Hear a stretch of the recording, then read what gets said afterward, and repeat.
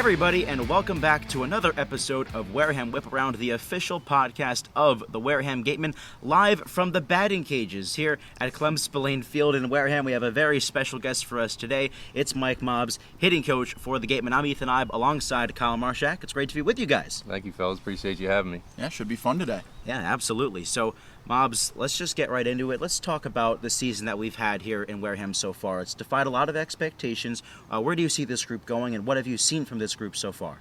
Yeah, I think just from the start, we talked about putting the team in front of individual goals, right, which is a tough thing in a league where it's heavily scouted and their draft stock is at stake in a lot of ways, and their professional futures are hanging in the balance based on their performance here. But I think this group really from the get-go just bought into that idea of if we play for each other and if we play to win first, we'll win, we'll be good teammates, and we'll put up the individual numbers that we're all looking for. So I think the credit goes to the players of just kind of buying into that mindset from the get-go, and the results speak for themselves. Is that the main difference from this year to last year? Well, I think last year the guys, it wasn't like guys were selfish or anything like that. I think, we had a pretty good group as well last year through 25 games. We were leading the league in runs. We just didn't maybe sprint through the finish line the way that we wanted to, and felt like there was some unfinished business to do this year. So I loved last year's group, and I love this year's group just as much. But just really, I think also the way that the league changed a bit with pushing the start time back. We've been able to keep the core group of these players together, less roster turnover. So that really can just help with the chemistry where you're not feeling like every week there's new guys coming in and the lineup's changing every few games. It's been a pretty core group of guys from the start. So you were on the 2018 team as well. You were the hitting coach then, which had Andrew Vaughn, Bryson Stott, some really terrific guys. Perhaps what similarities do you see from that 2018 group to this group here in 2024? Yeah, a lot of similarities. Really, just guys love being around each other, and everybody plays better when they care about each other. And we had a real similar type of feel to every day. Guys wanted to be here. They were enthusiastic about coming to the park in 2018, and same thing, kind of guys just putting the team in front of themselves. And that was a special group with 34 draft picks and now 12 major leaguers from that squad. And hopefully we'll be seeing a lot of guys that are playing tonight on TV in a few years, the same idea. But just that idea of let's play for each other, and when you play for each other, it's fun, and it's less pressure on yourself that I have to be the man tonight. It's like, no, I'll just do my job, and he's going to do his job, and he's going to do his job, and if we collectively do that, the wins are going to come. In terms of that selflessness that you saw with, the stars that made such a successful 2018 team, who's really been exemplary of that this year for the Gatemen? Yeah, it's tough to really pinpoint one particular guy, right? I think that's been just a staple of this success, particularly offensively. We can get it from any guy in the lineup. There's been nights where the leadoff guy, Summerhill, is the man, and then there's been nights where Murph Gray is the man, and then there's nights where the 8 and 9 hitters come up big in spots. So, I wouldn't pinpoint one particular guy. I'd just say it's a collective, bought-in group of guys that nobody has to try to be the man. Everybody's going to just kind of trust that the guy behind them will do it if they don't get the job done. And if you have guys with that mindset, like, I don't have to do everything, the whole team and the win doesn't rely just on me, it just takes a little pressure off everyone's back. And I think it just makes playing the game more fun when it's a team type of atmosphere. So one of the reasons I really wanted to have you on today was just to get to know more about you, and our fans get to know more about you as well, because we talk about you pretty much every single day on the broadcast. So I want our fans to be able to put a face to the name. So let's backtrack a little bit more, talk about your career as a whole. You played at Fordham. You had a couple of years in the Frontier League as well. Let's talk about your career. Give us that timeline. Yeah, loved my time at Fordham. It was a great academic school, and made, memories and friends from that team that I've gone to their weddings and now know their kids. So all that stuff is great, as part of that college experience. And I had aspirations of getting drafted just like these guys, and it didn't happen for me. And I just felt like I wanted to give it another run before college, before I was ready to move on from the game. And I was a young college player. I started college at 17, and I started my senior year. I was 20 years old. So when I graduated at 21 and didn't get drafted, I just felt like I've still got some good baseball left in me. And so I just kind of made a commitment to myself that following summer that I'm going to go after this thing. I found a tryout that was in Fort Myers, Florida, an independent tryout in February of 2011. And I just said, I'm going to do everything I can for the next 6 months to get myself ready for that tryout. And if nothing happens, at least I can say I gave it one more chance, and I'm not going to be, regretting it a decade down the road. And I worked real hard at it, and that day at the tryout I performed well. And a manager named Hal Lanier, who was a former Yankee, former San Francisco Giant, he played with Willie Mays. He was a former National League Manager of the Year with the Houston Astros. He managed Nolan Ryan. So this guy was a baseball man through and through. He handed me a contract to play for him in the Frontier League. And it was probably top 3 days of my life, because it just felt like a lot of work that was put into it. There was a reward there. And then I went after the Frontier League, and it was kind of a funny season because I didn't know a whole lot about independent ball at the time. And when he handed me a contract, I thought that meant I was on the team for the whole season, So I was saying bye to my friends in April when I took off for Normal, Illinois. And when I got there was about 45 guys there. And I was like, wow, this is a big team. And then I was told, no, 24 guys make it. So it was like the contract was a contract, but it was really just an invite to this spring training. And so I knew, I got to just keep at it, and made the team as one of the 4 outfielders. And the first 3 weeks of the season, I got 0 starts.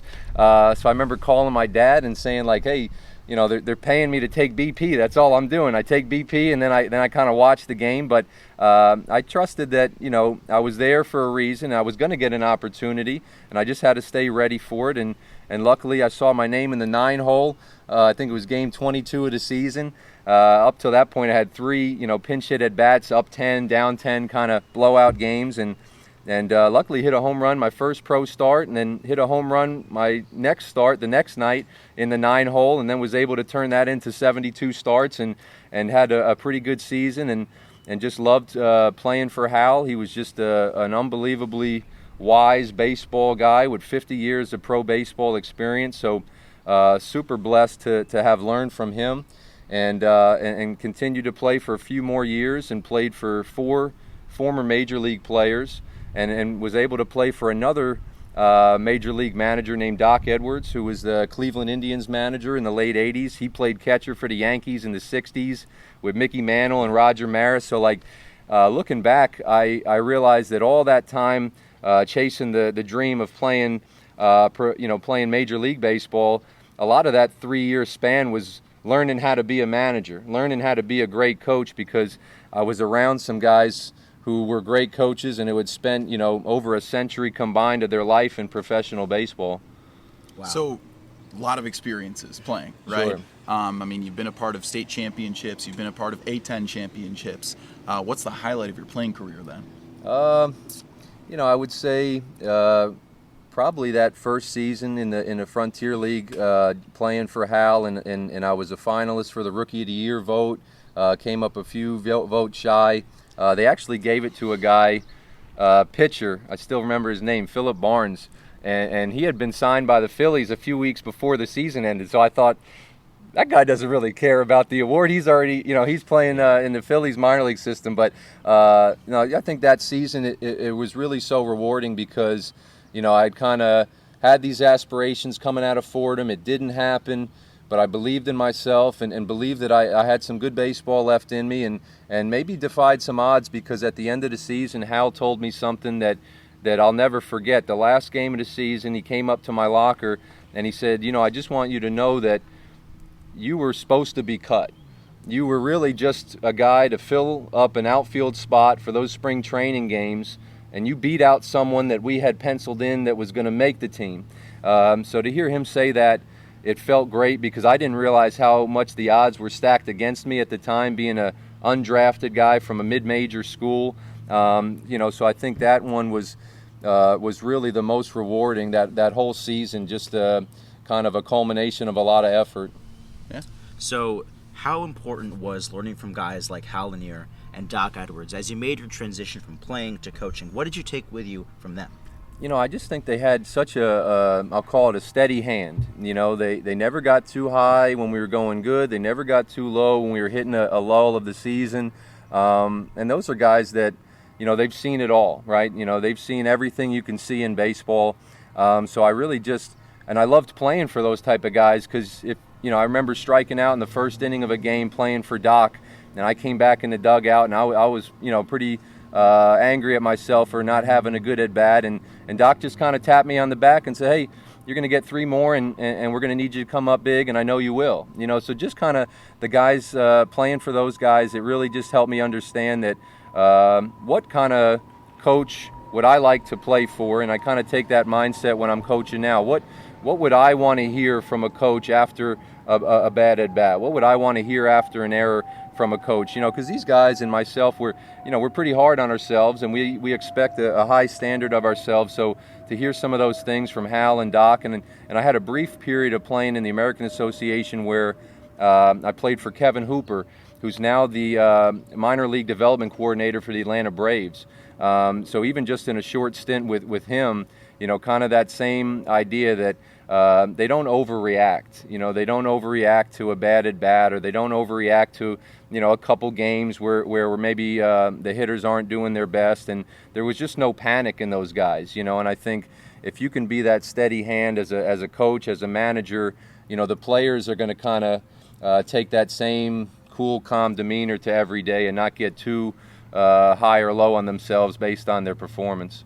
Yeah, it's obvious that you've absorbed that as a coach, just being the same guy every day. And so baseball's been a centerpiece of your life. That's obvious. Sure. You're a New York City area guy too. What else about your upbringing outside of baseball has shaped you into the guy that you are today? Sure. I grew up in Rockland County. It's about an hour north of New York City.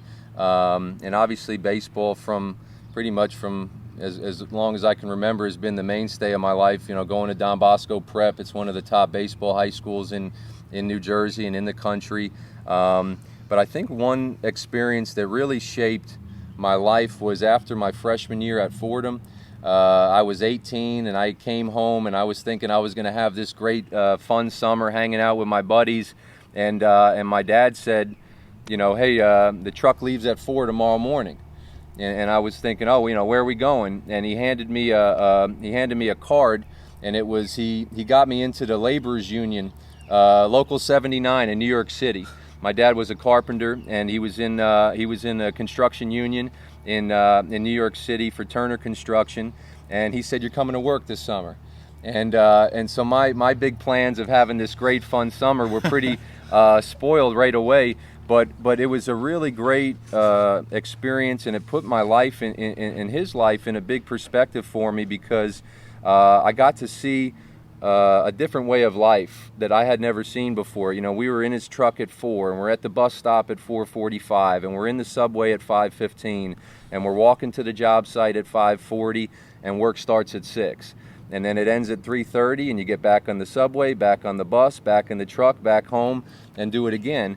And my father, he was the hardest working man I've ever seen. I was thinking at 18 I'd be running circles around him in his 50s, and it was the opposite. He was waiting on me. So it was a humbling experience, and really when he brought me to those job sites, he was basically teaching me a lesson that, this is a hard way of life, and it's an honorable way of life. He worked hard, but he said, I don't want this for you. I want you to do what you love in life. And I remember specifically, we were in the New York Times building. It's one of the tallest buildings in New York City. And we were doing some work in the 40th something floor. And he said, if you can do what you love in life, you've got the whole world beat. And I just remember that saying, and it made me realize that I love baseball, whether it's playing or I went to Fordham for broadcasting or coaching, whatever it was. I knew that my love was baseball, and I knew that wherever the road took me, I wanted to stay in the game. And that experience that summer working construction and carrying around a broom and shovel and demolition and basically just getting my butt kicked by my dad, running circles around me. It was a really eye-opening perspective for me that, I've got to stay in school and really chase my passions and chase my dreams if I'm going to have a life that I really love. So you talked about perspective. You've talked about the grind that you've gone through both on and off the baseball field. So what is it that you try to impart on the guys here with the Gatemen every single day from your life experiences as they prepare for their eventual, hopeful pro careers? Sure. I think that word perspective we've talked about quite a bit as a group out. We do some pre-game chats right before the game, and I try to put a theme to each one of the talks, and kind of a running theme has been every day let's identify a characteristic or a trait of what a professional means, a professional ball player, or really just a professional in any setting. But that word perspective is something we harp on quite a bit. I told them from the get-go, we don't have $1 million cages that they might have at their Power 5 schools, but let's keep in perspective, we can get plenty of good work done in here, right? We don't maybe have the most beautiful field in the world, but we get to go out and play the game we love with some guys we love, right? So same thing with, just basically not looking for a negative in a situation, always looking for a positive and keeping things in perspective that we're blessed to come out here every day and play the game we love. And it really shouldn't be a grind. That was something I tried to implement from the start. I said, if every day to you is going to feel like a grind, then maybe you're not quite ready mentally and physically for professional baseball. This is something you love to do. This shouldn't be like, I gotta go to the park again, right? So we've had a good talk about let's be enthusiastic about coming to the ballpark every day and just keeping in perspective how truly blessed you guys are to come out here and play the game in front of some fans that want to see you play.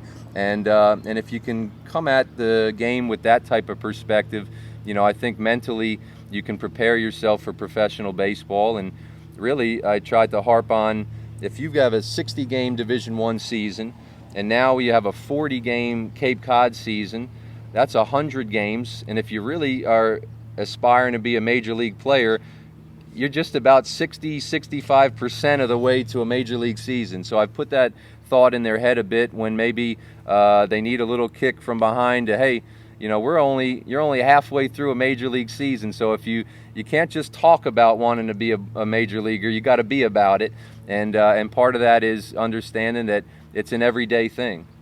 Wow, it's so interesting getting to know you because you bring such a vivid philosophy, one that's sound in a person that you are very confident in who you are, you believe your values, and you've input it into this thing that you've called Mobbism.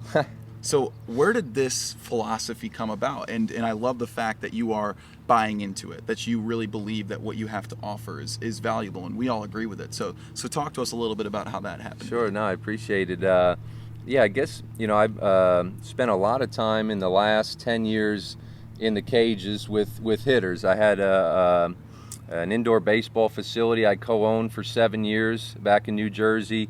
So a lot of time spent in the cages with high school ball players, college players, some pro players, and then obviously being a college hitting coach for 8 years, there's a lot of time in the cage with guys, and really just over the years, maybe I'd have these little sayings that I'd come up with, little short sayings that I would think are easy for a player to remember, and a couple high school players just kind of one day coined a phrase, and they said, oh, that's a Mobbism.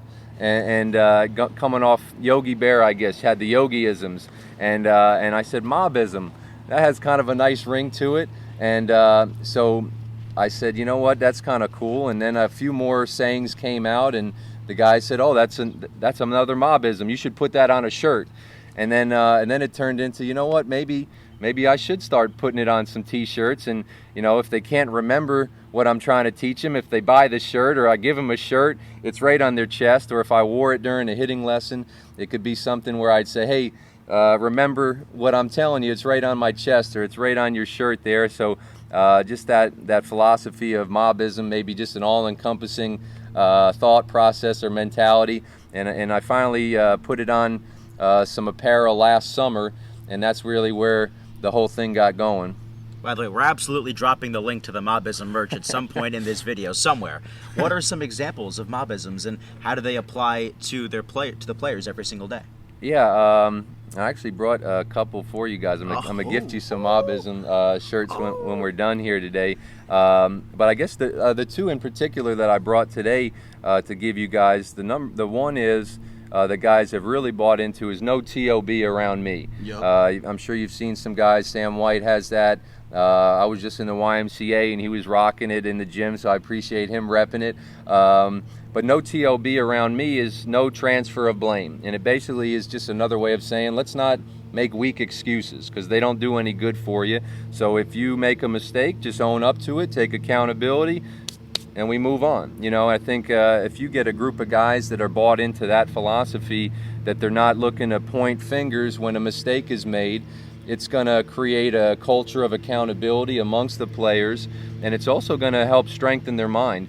You know, and you guys know how much of success in baseball is going to be between the ears. You know, so if you can get out of that thought process of, well, I struck out because the umpire made a bad call. Well, what about the first 2 pitches that you missed? You know, it's like, let's look to ourselves, you know, and just that idea of holding ourselves accountable. And the best teams I've ever been around as a player or a coach, the players really police themselves. So it's really fulfilling and rewarding when I hear a guy maybe make a small excuse, and then you hear another guy say, hey, are you TOBing? And then he said, no, my fault. You know, so it's a good way where guys kind of call each other out in a fun way, and it also, you know, it strengthens the mental muscles. You know, that's a phrase I use. If we're not looking to make excuses, you're going to strengthen your mind, and over time, you know, in baseball, your mind is going to be tested, because there's going to be failure. There's going to be days where it feels really hard. I mentioned to them last year, Mike Trout went 0 for 26 in a week of baseball. One of the best players in the world looked like he couldn't hit the ball at all. That's how hard this game is. So you have to really train your brain, train your mind to not look to make excuses and point blame at others. And then the other shirt I brought for you guys, it goes to my hitting philosophy, and it's basically about when we're doing our pregame work here in the cages, let's not make it all easy, because the game isn't easy. So if we can challenge ourselves in our cage work, and we can challenge ourselves in here and not be afraid to fail sometimes, the game is going to feel less challenging. So the idea is, let's work on the tough pitches. Let's work on the boundaries of the strike zone instead of just hitting the ball right down the middle that we hope we get. So I came up with this phrase, you got to eat your veggies before you get a cookie. You know, the cookie is the middle pitch that we all want to hit, but in this league in particular, most pitchers are pretty good at spotting up, so you don't get that middle pitch very often. So let's work on, you know, hitting the veggies, the corners of the strike zone, and if you can hit those, you're going to hit everything inside that strike zone box. And I guess it was a little bit of a play on words to like when we're all kids at the dinner table, and our parents say, hey, you don't get, you know, dessert until you eat what's in front of you. You got to eat your veggies, and then you can have the cookie for dessert. That's terrific. Okay, so all right, how about you ask him about the Mobbsauce next? I can go grab the shirts if you want, and then if the Mobbsauce is in there too. Yeah, the shirts are right in that black book bag, and the sauce is right there on the chair too. Oh my goodness. Okay, so we've been talking about this for quite some time now on the broadcast. Pretty much every day we have an update. Is that it? Yeah. On the Mobbsauce. So we're going to have an edition of Gatemen Grubs within a Wareham Whiparound for the first time ever. We're going where no Wareham broadcasters have gone before here at Spillane Field. So the Mobbsauce, from what we understand, is your daily lunch, and we've heard it described as a green slop made of 16 ingredients that you have every day for lunch, and your players, some of whom, you know, struggle from time to time, have had a taste, and every time that they have a little bit, they go into the game and they get at least one hit. So tell us about the Mobbsauce. Yeah, you know, I try to be pretty regimented with my diet every day, so it's steak and eggs in the morning, and then try to get a workout in right after that. And while I'm you know, making some steak and eggs, I blend up this beautiful green-brown drink here, and just over the years kind of just doing some research on what's some good things to put in your body. And I want to continue to be energetic from the start of the day till 10 o'clock tonight when we're hopefully shaking hands with a win. So a lot of the ingredients inside it are really just nutrient dense to help with sustained energy. And so it is spinach, kale, apple, banana, blueberries, moringa powder, green vibrance powder, colostrum, whey protein powder, creatine, organic peanut butter. That's the one that really helps cancel out some of the nasty green taste. There's collagen peptides in there. There's black maca powder, organic beetroot powder.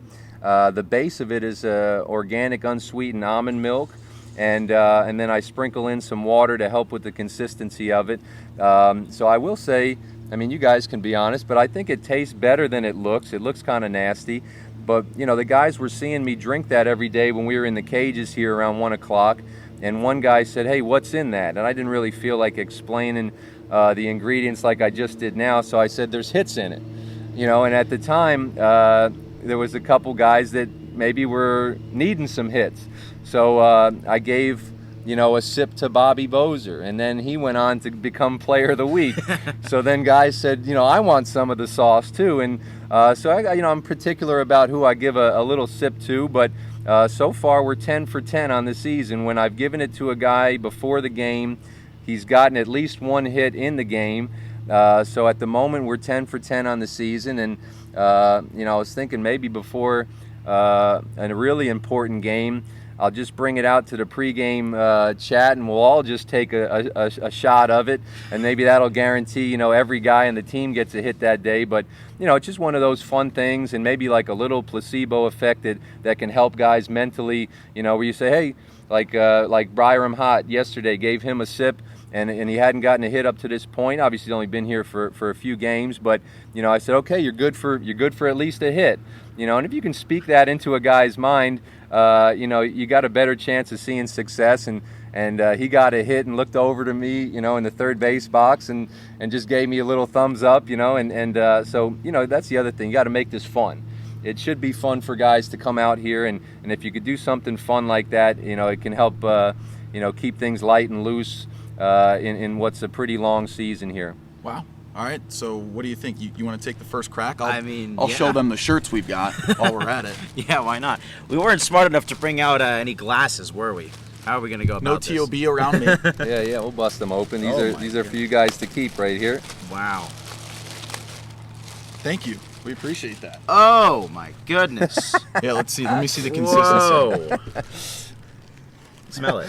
Listen, I'm not going to say it's going to be better than the donut burger, but well, I'm grateful you guys are giving it a shot. You're giving it a chance. We'll get a shot of this separately and edit this in, but okay. You don't mind if we just take a sip or whatever? No, feel free. Okay. Should I? Oh, what do we got here? Got to eat your veggies before you get your cookie. That's right. We'll get some shots of those as well. Oh, man. We got the no TOB around me.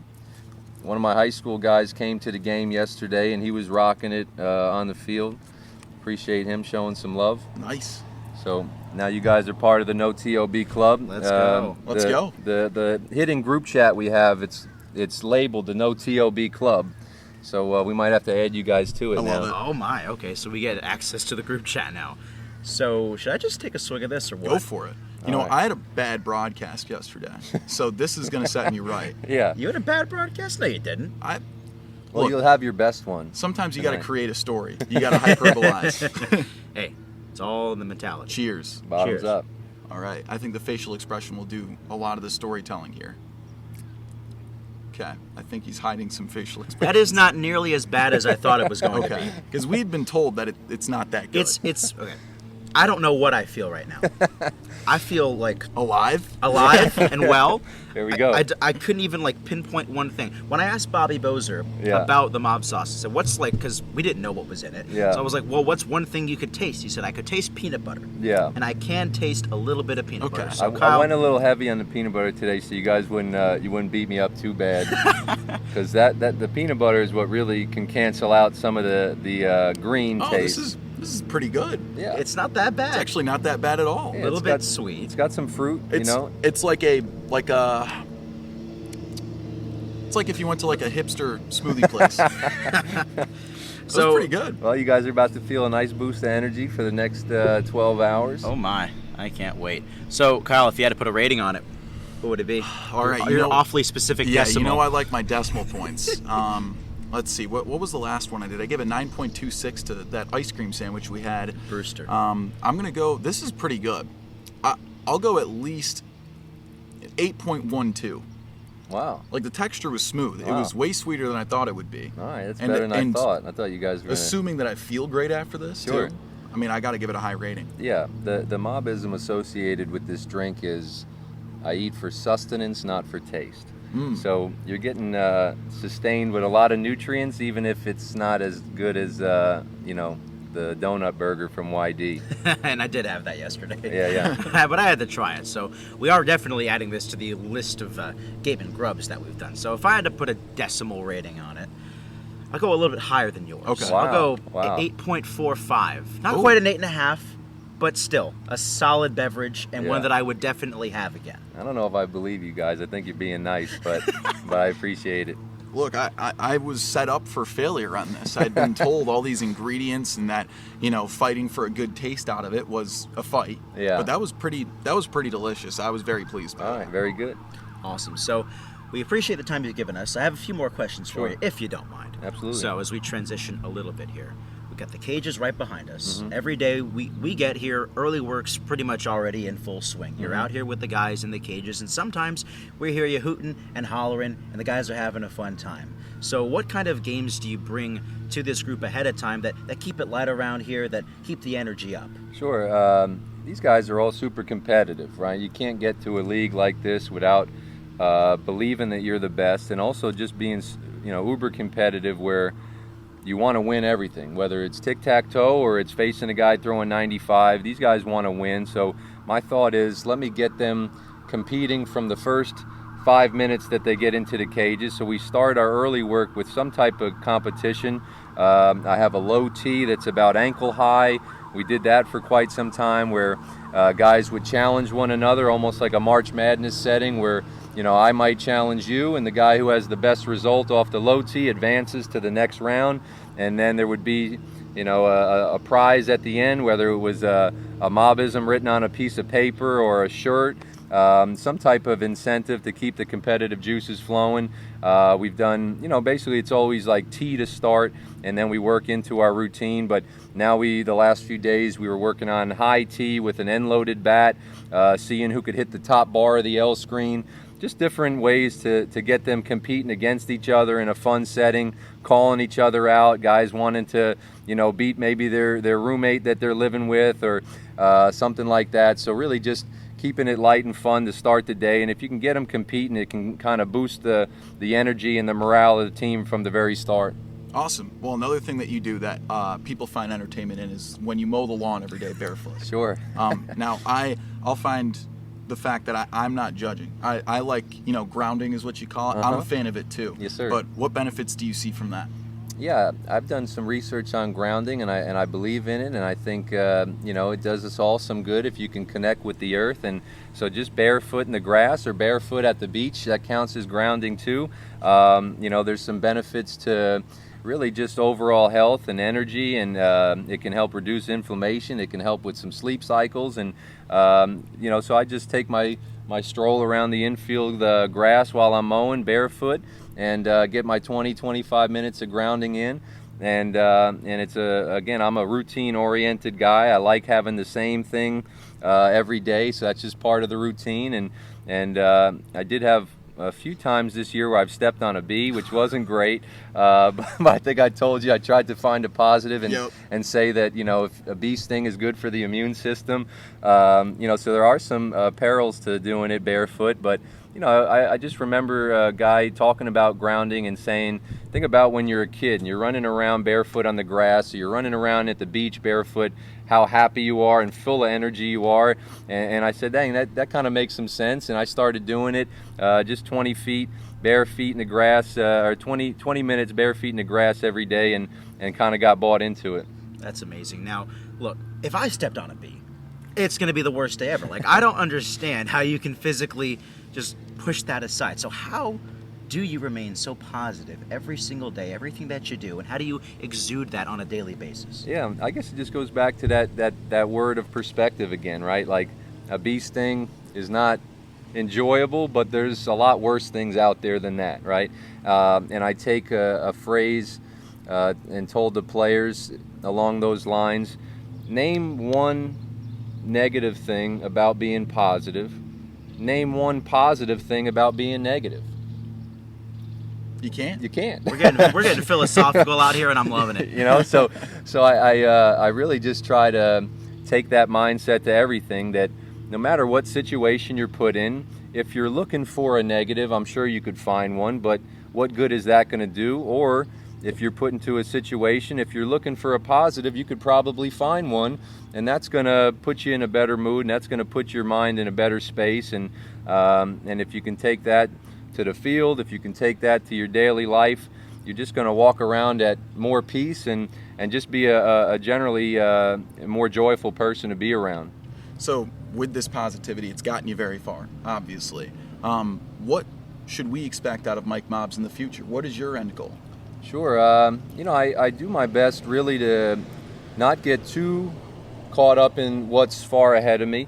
And that goes to, my faith beliefs as well. Just kind of trust in the Lord that He's going to open some doors for me that He wants to open. And so I really just try my best to stay in the moment today, be the best coach, be the best man I could be today. And if I can do that day after day after day, there will be some opportunities that'll be great for me. I have some desires of either college or professional coaching. Not quite sure which avenue yet, but I do feel like the college players or the professional players are the ones that I can impact in a big way and help them learn from mistakes that I made and help them with their mental game and just help them with the ups and downs of a collegiate or a professional season. So yeah, I would say my goal long term is really just to stay in the moment. And if I can be in the moment today, I'm going to do the best job I can today. And if you stack those up day after day, there'll be some cool opportunities further on down the road. You referenced your faith there as well, and you've got the Team Jesus shirt on That's today right. as well. So how much does your faith play into your daily life, everything that you do, both on and off the field? Oh yeah, as much as I love baseball, the number one thing in my life is loving Jesus and my relationship with the Lord, and the players know that, and I've been more bold in my faith this summer and not waiting. Last year I kind of waited towards the end of the season to speak about some of those things, and I looked back and said, you know what, I want to put that at the forefront from the very start. And so my faith is number one, and really just trust in the Lord that He's going to put the right people and places in front of me to go, and just walking with Him day by day, not trying to sprint ahead of Him, and just really trusting in that daily walk that if I can put Him in the leadoff spot, if we want to put it in a baseball term, put Jesus in the leadoff spot where He belongs. Jesus has a great plan for all of our lives if we can, make Him the priority. And really, it's been a blessing to be around this group of guys, because we have, a lot of Christian ball players, and we do our team prayer together, which is powerful. And I have a group chat where I send a daily message of faith. It's got over 125 ball players now across the country, and it has my mom and my sisters too, so I can't count them out either. So the guys know where I stand on that, and my principles on that, and that's really where Team Jesus came from. I named the group chat Team Jesus, and then I was in prayer one night, and God said, put it on a shirt. So I made these shirts, and it's been cool to go around just in the public in YMCA, and people come up to me and say, hey, that's a cool shirt, where can I get one? Or I'll just kind of, it can spark a conversation with a stranger about faith, and that's really where I feel like I'm being led, where it may be through coaching baseball that I can spread faith, but wherever I go, I say the phrase, coaching is my profession, but helping grow others' faith is my calling. Awesome. Yeah, I think we've really been able to feel that faith this year. Amen. And you've established, quite the culture. So we've been really grateful for you. Thank you, man. And I've got one more question before Sure. we say goodbye. We've had this bat sitting here the entire episode, but we haven't talked about it yet. We believe this is your 2018 fungo. You've been using this for quite a while. It certainly is weathered. Yep. So tell us kind of what this bat has been through and kind of what this bat means to you. Yeah, I mean, a lot of memories with this thing. It was given to me in 2018. And the manager here in 2018, Don Snedden, unfortunately passed away in April. You know, I remember him handing this to me, and I learned so much from Don. So there's a part of me that every time I see this bat, you know, I think of Don, and I think about some of the wisdom that he imparted on me that summer. And obviously, I remember some good memories with this bat. You know, hitting IO to the team every day before the game, and then decided, you know what, I want to bring it back this summer. So I've used this for many years since 18, and you know, try to hit the ball right on the barrel. That's where you see it's starting to get pretty beat up. But I like the idea of this because the team has really adopted the mindset of, you know, the grittiest team wins. You know, we have kind of a gritty cage here. It's not the prettiest in the world. It's gritty.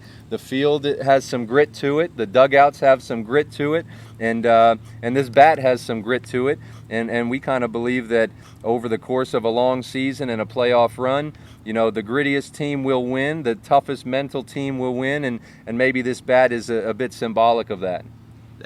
Wow. That is truly incredible.